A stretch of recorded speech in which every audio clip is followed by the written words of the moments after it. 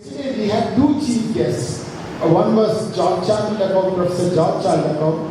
So this is Laurent, Professor Laurent Jaeken online. So he is a very illustrious and a very, very, very knowledgeable person. So before he comes to his message, he will read the message of Professor George Chaldakov. Professor George Chaldakov is the President of Bulgarian Society of Cell Biology. He is an MD PhD holder and associated with Medical University of Varna. He is the Editor-in-Chief of Biomedical Reviews and Biology. So these two were supposed to be chief guests starting of the meeting yesterday, but Professor Chaldakov had a problem. And now we have Laurent Jaeken, Professor Laurent Jaeken, Dr. Laurent Jaeken, reading out the message that Chaldakov, Professor Chaldakov, who I call senior BHF, see his degree. First degree he writes is BHF. It's brain and heart friend. He has got such a wide network, such a gentle soul, such a great constructive soul. So Professor Jaeken will go through his message and then come to his own message. It will take 10 minutes, madam. Please bear with me. Please, sirs, please. Laurent, please go ahead. I want to thank Professor Chaldakov for the invitation. And I will first speak in the name of Professor George Chaldakov from Bulgaria, who is the editor-in-chief of the Journal of Biomedical Reviews. And I think that like this he started to know Professor because in 2017 Laurent was sending a very interesting paper, and I suppose Chaldakov was really struck with it because it was completely new. It bothered with everything, and so there were other papers sent to Chaldakov's journal. And next slide, please. Next slide, please.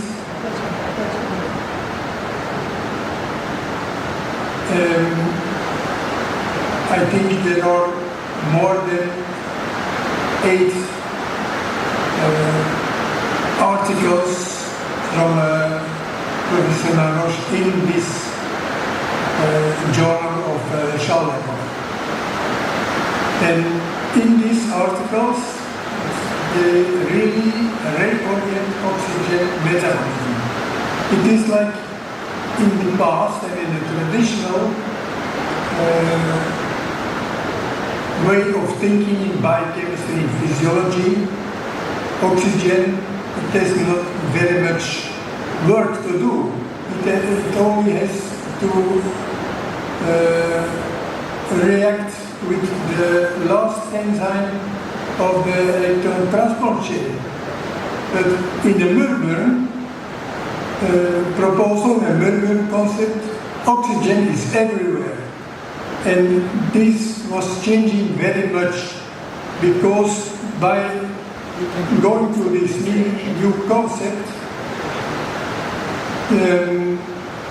we really come to the physical chemistry of biology, of cells. Before there was not a good physical chemistry. Here are 8, on this slide, 8 front pages of the biomedical reviews, where they show work of Professor Laurent. It's a lot. If you have 8 times the front page. There was a front page also in adipo biology. Because it's in Melbourne, it's becoming a very simple system.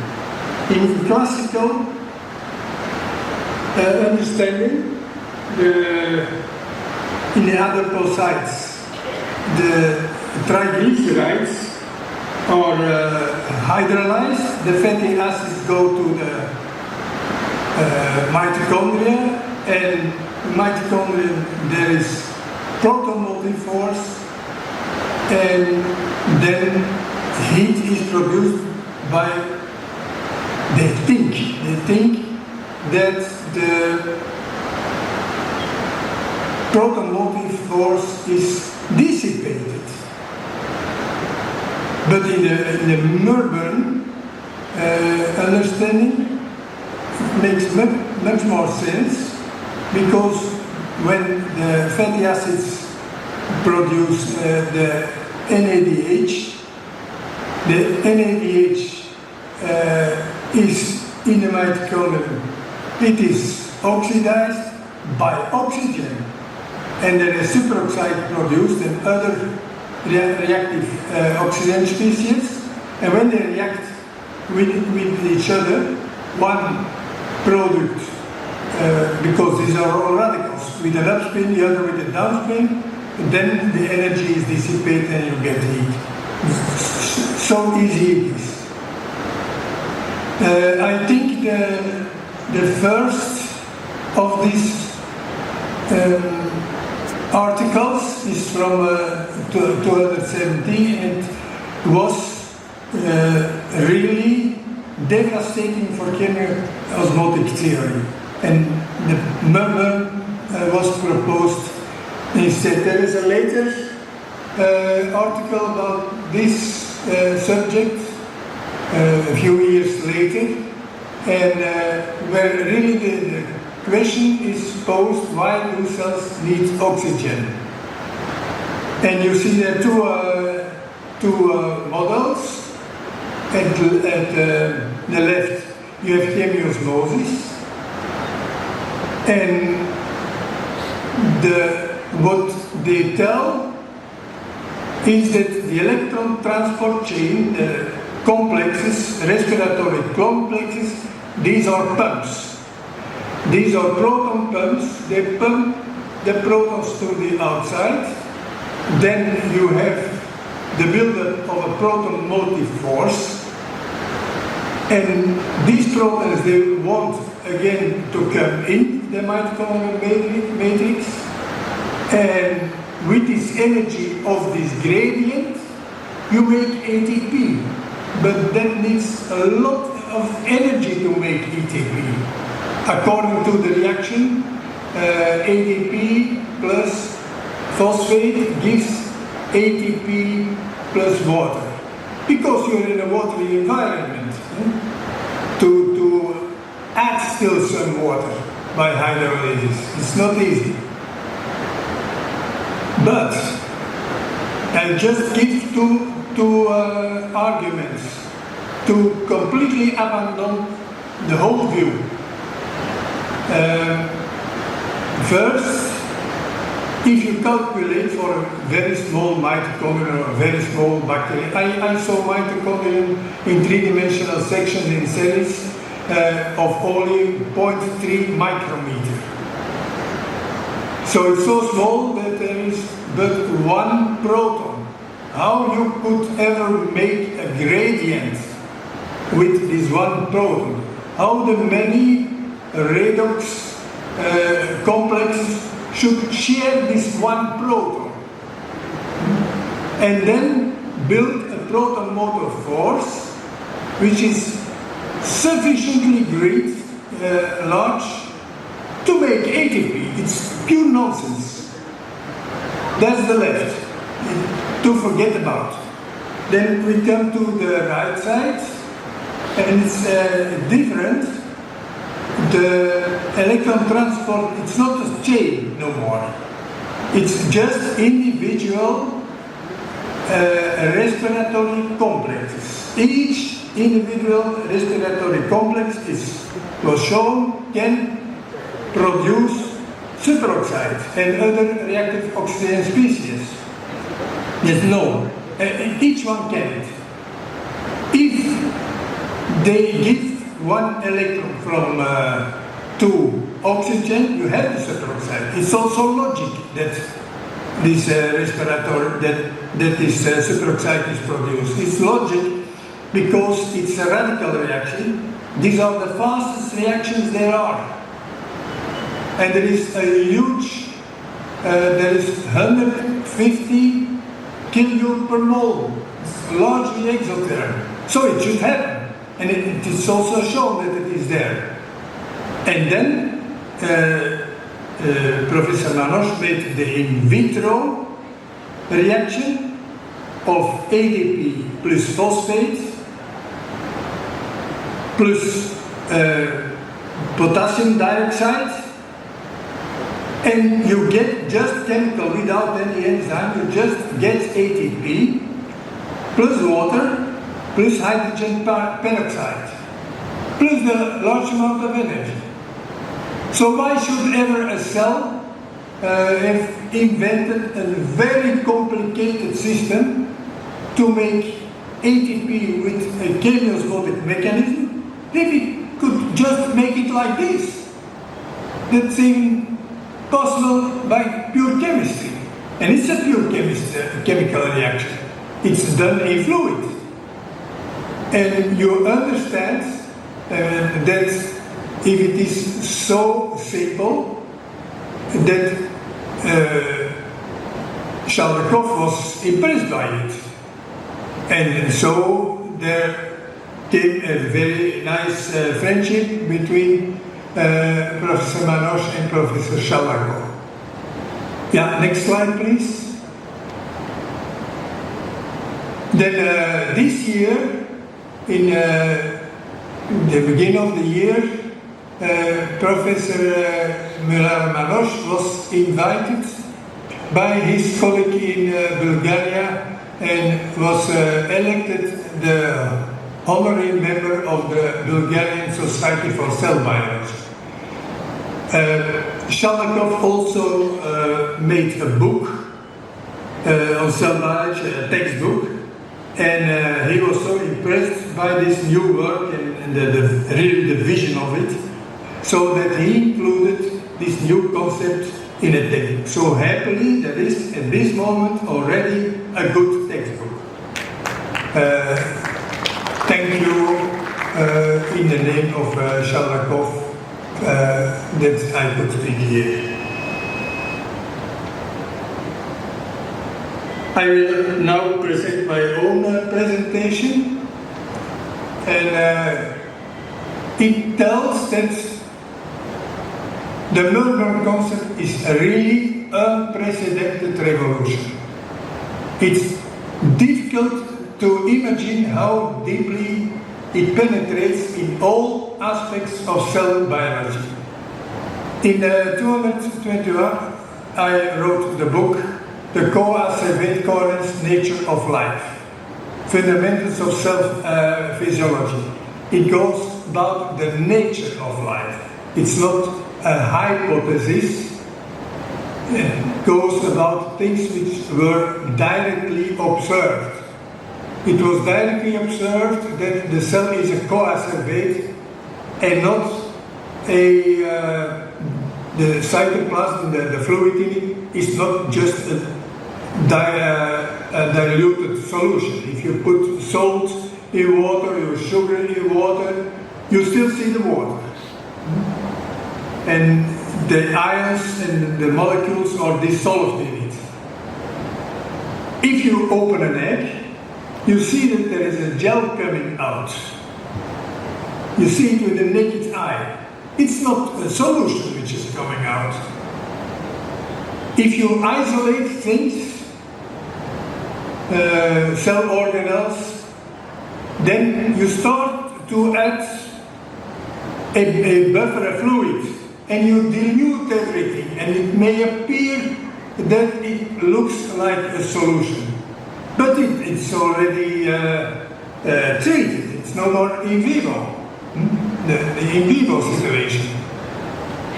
So the cell is a coagulation, and the Merman concept of Professor Manos, it goes very well together.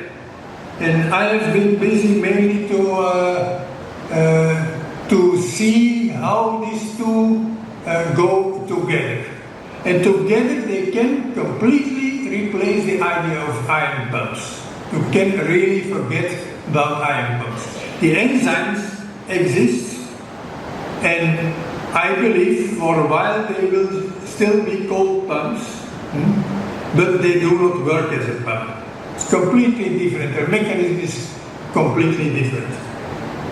And what you see on this side, we are really on a new era in cell biology, and we are now in an era where science is really confused, very, very, very confused. In modern cell science, on certain pages of textbooks, they proclaim that there are pumps. It's called membrane pump theory. The name is not very much used, but everyone knows about pumps. And they use the physics of diluted solution, the laws of Fick for neutral solids, Nernst for ions, Van Hoff for water. And this idea of pumps makes up the bioenergetic of the cell. The bioenergetic, it is that solids which can pass the membrane, they go through it passively, and then the pumps must compensate it, and they should work all the time, non-stop, because the passive movements don't stop. So the pumps must stop. But if you calculate it in very good experiments done on liver cells, but also on coli bacteria, then you find that these pumps consume much more energy than the cell can deliver from their oxygen measurements. So it cannot work. It's a thermodynamic fiasco. But these things are in every textbook. In the same textbook, you find that the viscosity of the cell, different cell regions, varies of over 1,000 times. How this is possible for a solution? For colloids, complex colloids, coacervate, this is normal. So the cell is a coacervate. And if you see, this is an internal contradiction in the same books, in the same university courses. If you look to Wikipedia, you will read the same manner of thinking about many things, unless you ask for a good question. With AI, it's the same. If you ask a question about murmur, you will get an answer according to murmur. But if you pose a general question, the AI will give you a nonsense answer.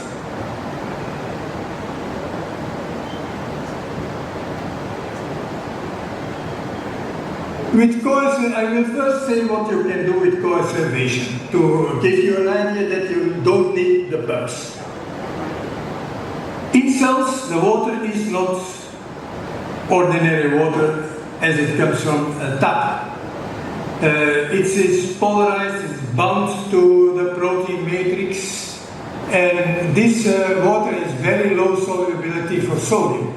So you don't have to pump to reach this situation of differential concentration for potassium. For potassium it's different. It has a high concentration in the cell, and if these proteins bear negative charges, and everyone knows that on average proteins have more negative than positive charges, and there are very many techniques of proof that potassium can bind to some of these proteins, not all, and that this can explain the potassium concentration, the higher. So you don't with the pump. It's with these two mechanisms, and there are other. And Melbourne also has its parts in this equilibrium, but these are all equilibria. If these equilibria are disturbed, they will return to the equilibrium afterwards. That's what happens in an action potential in muscle contraction, and it is disturbance of the equilibrium. Then it goes, it should be restored afterwards, and then at that moment it needs energy, but not continuously. It only needs energy to restore the resting state, let's say, to get again to a relaxed muscle or to come again to a rest potential. That needs energy. But that's not the only thing.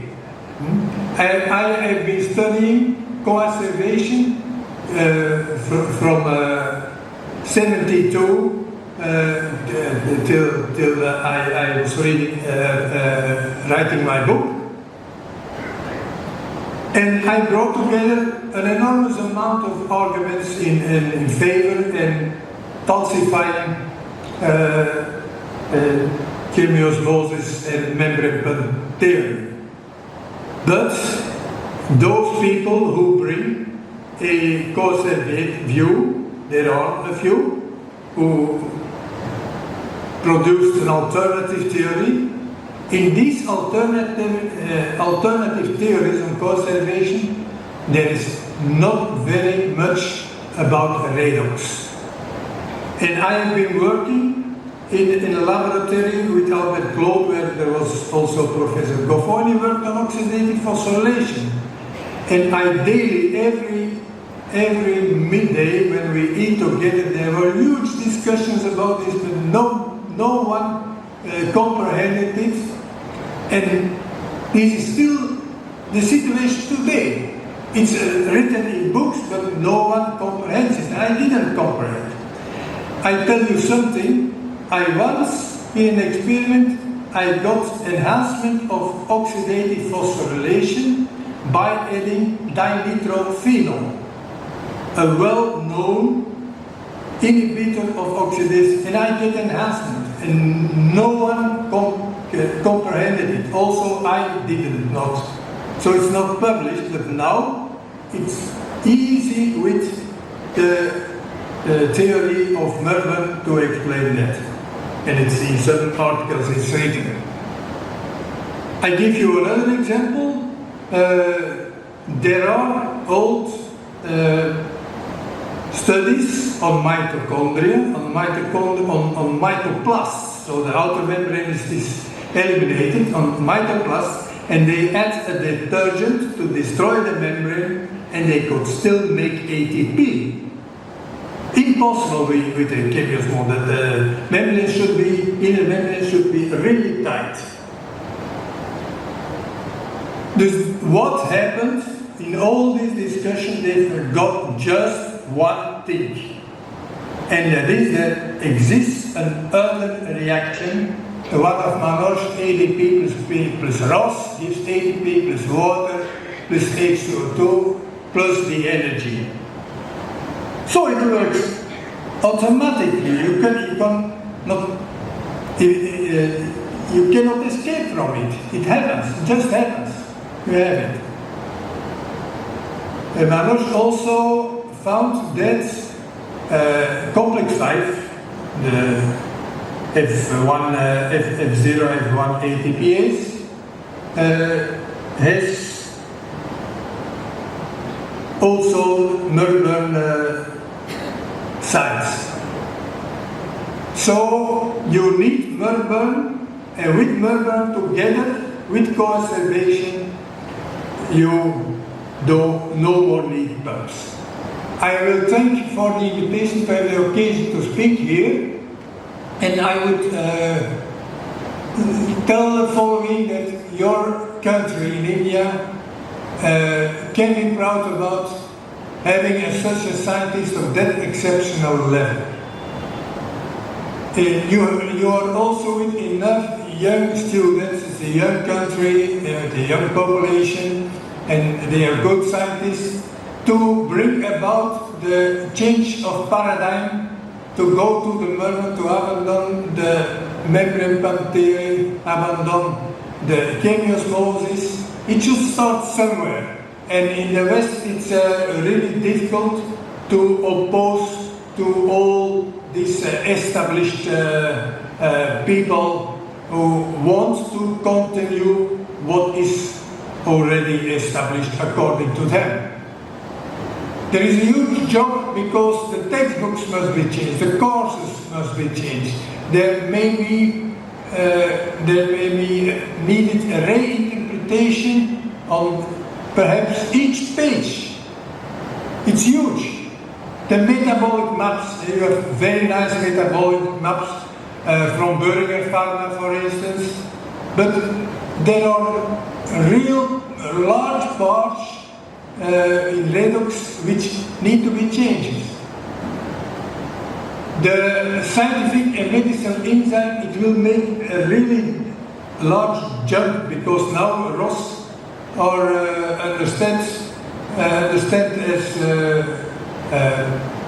bad things and also as sealing things, but now we have the real function.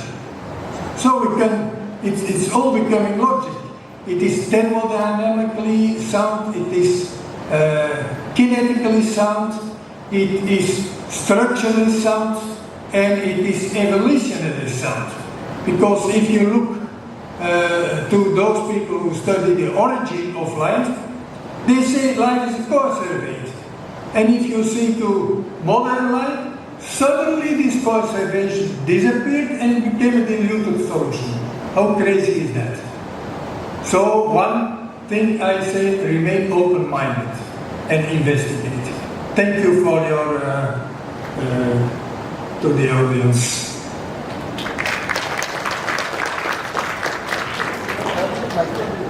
Yes, person. Thank you. Thank you so much. Thank you so much.